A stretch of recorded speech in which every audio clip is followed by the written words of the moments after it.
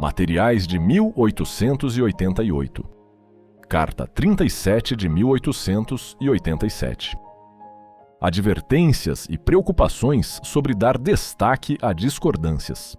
Contemplando a importância da unidade na verdade, a necessidade de Cristo e a solenidade do tempo presente. Escrito por Ellen G. White em 18 de fevereiro de 1887, de Basileia, Suíça, para E. J. Wagoner e A. T. Jones. Tenho algo a dizer a vocês que não devo mais adiar. Tenho procurado, em vão, até o momento, um artigo escrito há quase 20 anos a respeito da lei acrescentada. Li esse artigo ao irmão Joseph Harvey Wagoner. Afirmei então a ele que me havia sido mostrado que sua posição a respeito da lei estava incorreta, e a partir das declarações que fiz a ele permaneceu em silêncio sobre o assunto por muitos anos. Não tenho o hábito de ler artigos doutrinários no periódico, para que minha mente não tenha nenhuma compreensão das ideias e pontos de vista de ninguém, e para que nenhum molde das teorias de qualquer homem tenha qualquer conexão com o que escrevo. Tenho solicitado repetidamente meus escritos sobre a lei, mas esse artigo específico ainda não apareceu. Sei muito bem que existe tal artigo em Healdsburg, mas ele ainda não chegou.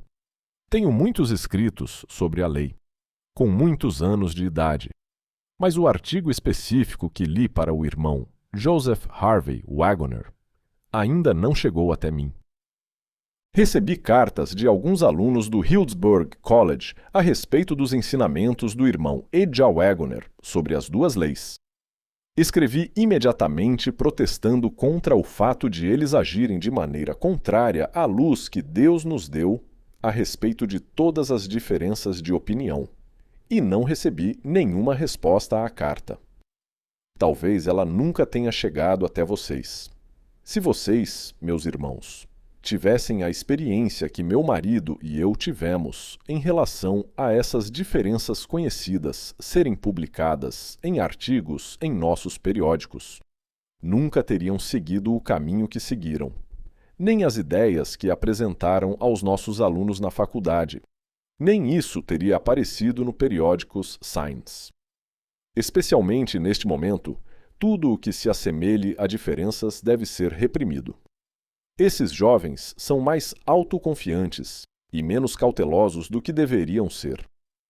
Vocês devem, no que diz respeito às divergências, ser prudentes como as serpentes e inofensivos como as pombas.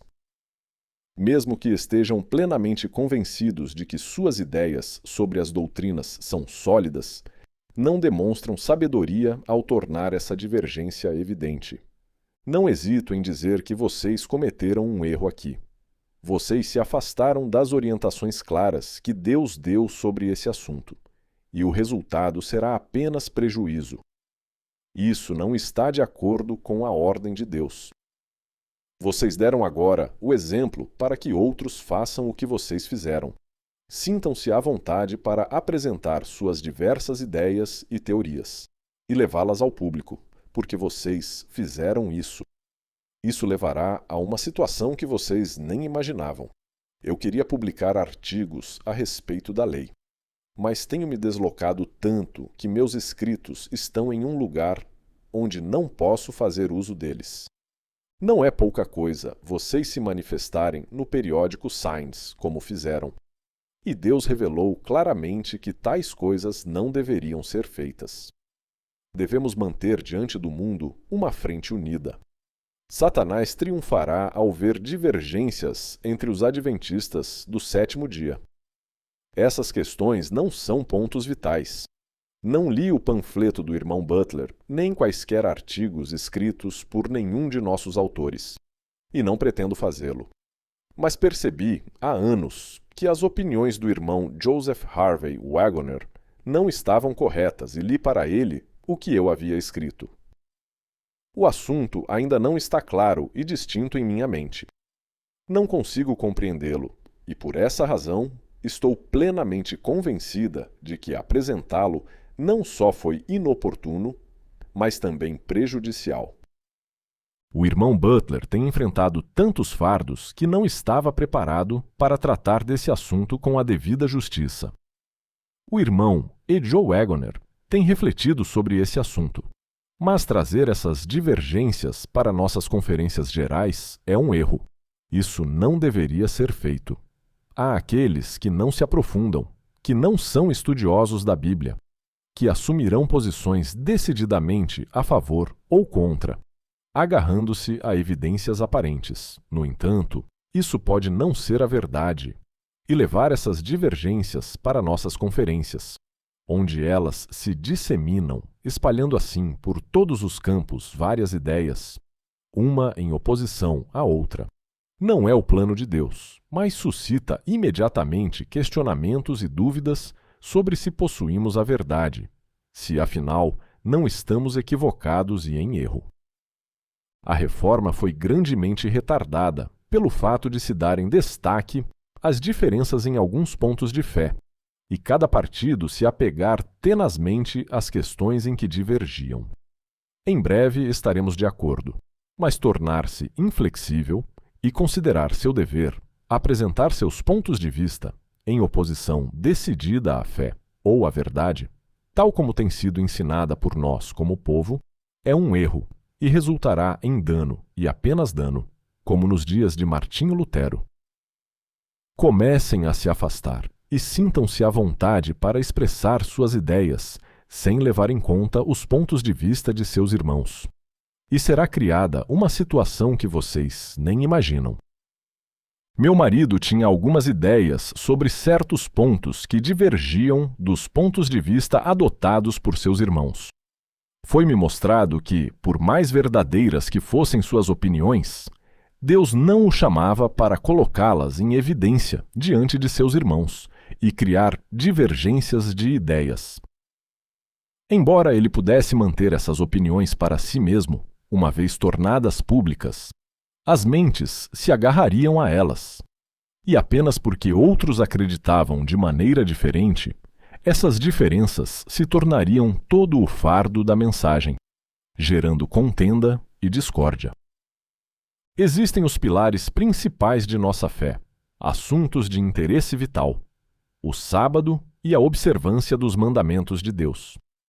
Ideias especulativas não devem ser levantadas, pois há mentes peculiares que adoram encontrar algum ponto que os outros não aceitam, e discutem e atraem tudo para esse único ponto, insistindo nele, ampliando-o, quando na verdade se trata de uma questão que não é de importância vital e que será entendida de maneira diferente.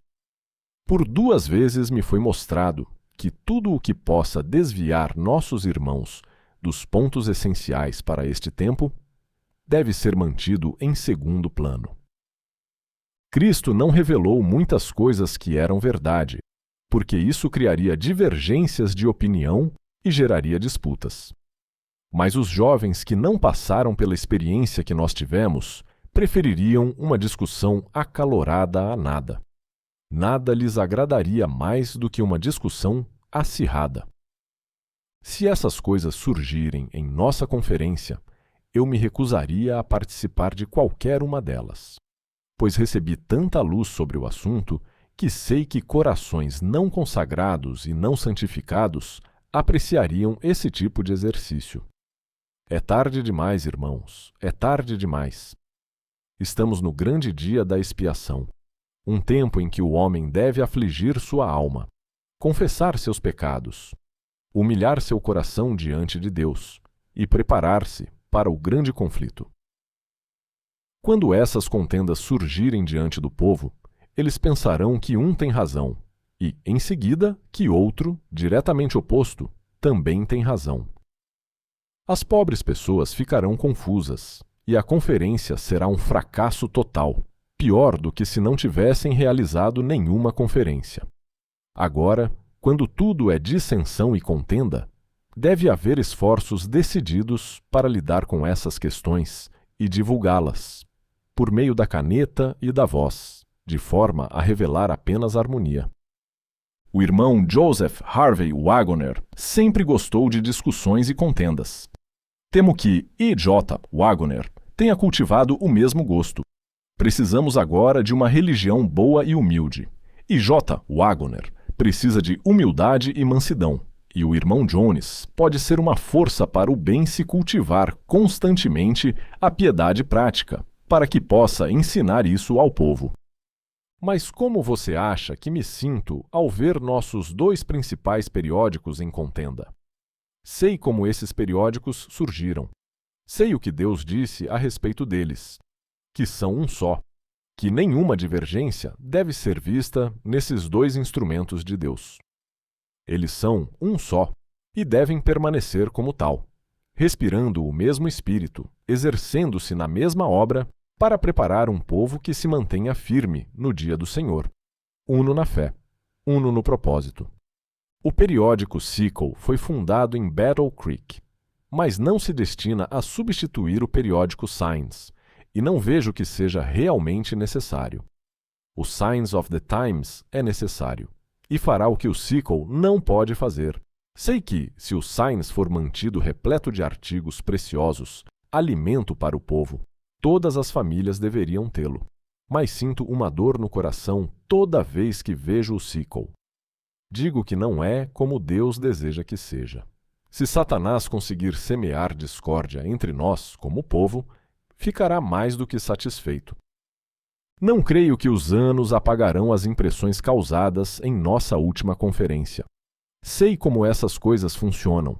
Estou convencida de que precisamos ter mais de Jesus e menos de nós mesmos.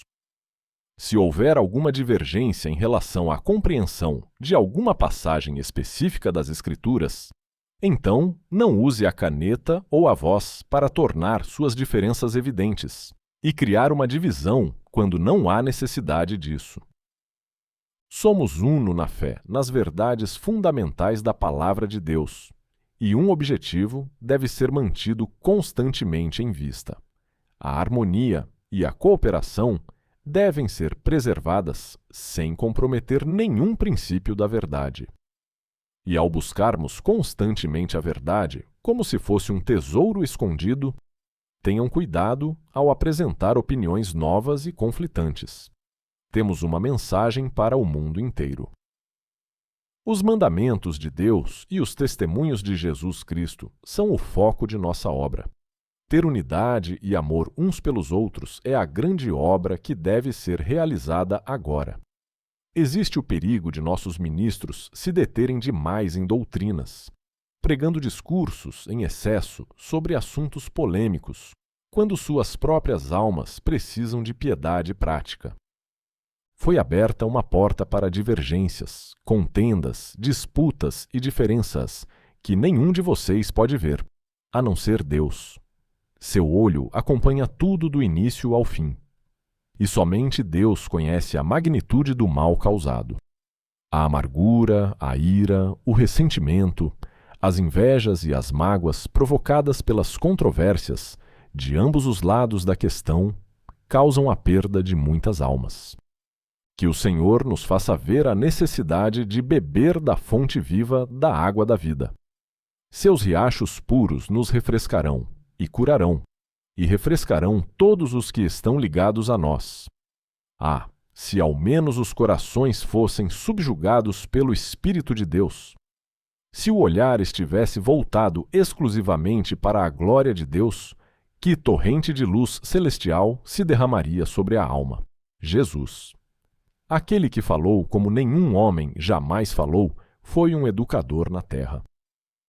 Após sua ressurreição, ele foi um educador para os discípulos solitários e desiludidos que viajavam para Emaús e para aqueles reunidos no cenáculo.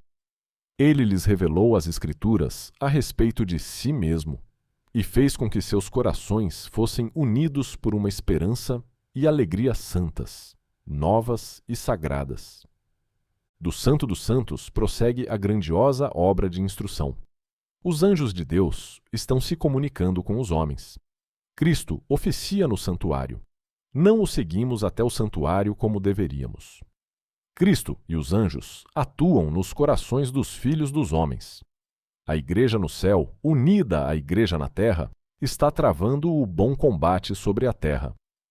deve haver uma purificação da alma aqui na terra, em harmonia com a purificação do santuário no céu por Cristo. Lá veremos mais claramente, assim como somos vistos. Conheceremos, assim como somos conhecidos. É algo melancólico e desanimador observar quão pouco efeito as verdades solenes relacionadas a estes últimos dias têm sobre as mentes e os corações daqueles que afirmam acreditar na verdade. Eles ouvem os discursos pregados, parecem profundamente interessados enquanto estão atentos aos lábios do orador, e se suas palavras são sublimes, ficam encantados. Lágrimas correm quando o amor de Cristo é o tema apresentado a eles. Mas com o término do discurso, o encanto se dissipa. Entre nos lares, e você ficará surpreso ao não ouvir uma única palavra que o leve a pensar que tenha sido causada uma impressão profunda, como as circunstâncias justificariam na apresentação de assuntos tão edificantes. Foi exatamente como se tivessem ouvido alguma canção ou melodia agradável. Acabou e a impressão se foi como o orvalho da manhã diante do sol. Qual é a razão disso? A verdade não é incorporada à vida. Eles não aceitaram a verdade proclamada como a palavra de Deus dirigida a eles. Não olharam além do instrumento para o grande operador no santuário celestial. Não receberam a palavra como uma mensagem especial de Deus, de quem o orador era apenas aquele a quem a mensagem fora confiada. É de se admirar, então, que a verdade seja tão impotente, que, mesmo com um número maior de pessoas, se houver algum entusiasmo, um pouco de êxtase animal, um pouco de conhecimento intelectual, a influência não seja mais profunda. Há sermões em excesso. Há muito pouca disposição para ouvir e escutar a voz de Deus, ouvindo-se apenas a voz do homem. E os ouvintes voltam para suas casas com as almas não alimentadas, mas vazias como antes, e dispostos a julgar o sermão, comentando-o como fariam com uma tragédia, analisando o assunto como se fosse um esforço humano. Tende em vós o mesmo sentimento que houve também em Cristo Jesus. Enchei a mente com a grande humilhação de Cristo, e, então, contemplai seu caráter divino, sua majestade e glória do Altíssimo, e o fato de ele ter se despojado dessas coisas e revestido sua divindade com a humanidade. Então poderemos ver uma abnegação, um alto sacrifício, que foi a maravilha dos anjos. Foi de fato uma pobreza imposta ao Filho de Deus, o fato de ele percorrer uma província de seu próprio império, e ainda assim não ser reconhecido nem confessado pela nação que ele veio abençoar e salvar. Era pobreza o fato de que, quando ele caminhava entre os homens, espalhando bênçãos por onde passava, o hino de louvor não flutuava ao seu redor, mas o ar estava frequentemente carregado de maldições e blasfêmias. Era pobreza o fato de que, ao passar de um lado para outro, entre os súditos que ele veio salvar, quase nenhuma voz solitária o chamava de abençoado. Quase nenhuma mão solitária se estendia em sinal de amizade, e quase nenhum teto solitário lhe oferecia abrigo. Então, olhe além do disfarce. E a quem vemos? A divindade, o Filho eterno de Deus, tão poderoso, tão infinitamente dotado de todos os recursos de poder. E ele se apresentou na forma de um homem. Desejo que as mentes finitas pudessem ver e sentir o grande amor do Deus infinito, sua grande abnegação, seu alto sacrifício, ao assumir a humanidade. Deus se humilhou e se tornou homem, e se humilhou a ponto de morrer. E não apenas morrer, mas morrer de morte ignominiosa. Que possamos ver a necessidade da humildade, de andar humildemente com Deus e de nos guardarmos em todos os aspectos. Sei que a obra de Satanás será semear discórdia entre os irmãos.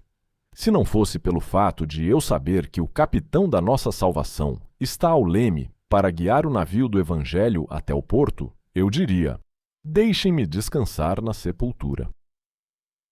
Nosso Redentor vive para interceder por nós. E agora, se aprendermos diariamente na escola de Cristo, se valorizarmos as lições que Ele nos ensinará, com mansidão e humildade de coração, teremos uma medida tão grande do Espírito de Jesus que o ego não se entrelaçará em nada do que fizermos ou dissermos. O olhar estará voltado exclusivamente para a glória de Deus. Precisamos fazer esforços especiais para responder à oração de Cristo, para que sejamos um como Ele é um com o Pai.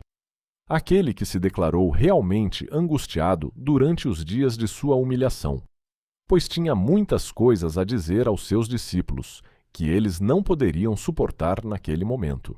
As maravilhas da redenção são tratadas com demasiada leveza. Precisamos que esses assuntos sejam apresentados de forma mais completa e contínua em nossos discursos e em nossos periódicos. Precisamos que nossos próprios corações sejam profundamente comovidos por essas verdades profundas e salvadoras. Existe o perigo de manter os discursos e os artigos no papel, no periódico, como a oferta de Caim, sem Cristo.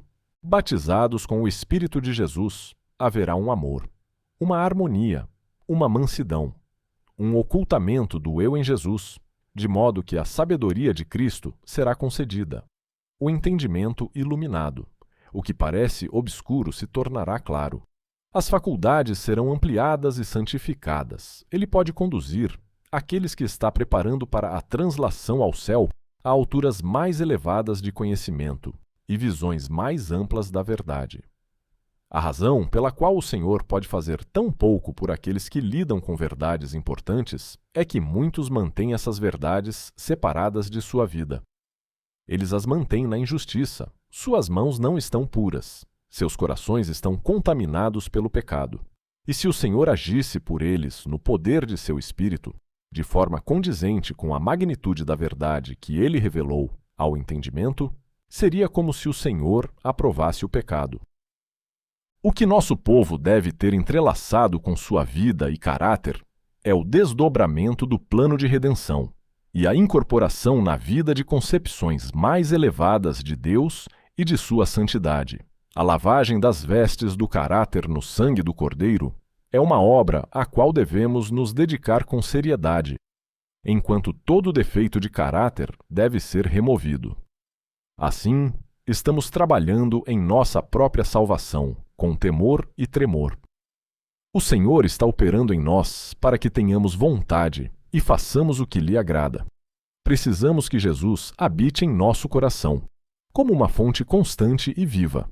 Então, os riachos que fluem da fonte viva serão puros, doces e celestiais. Assim, o antegozo do céu será concedido aos humildes de coração.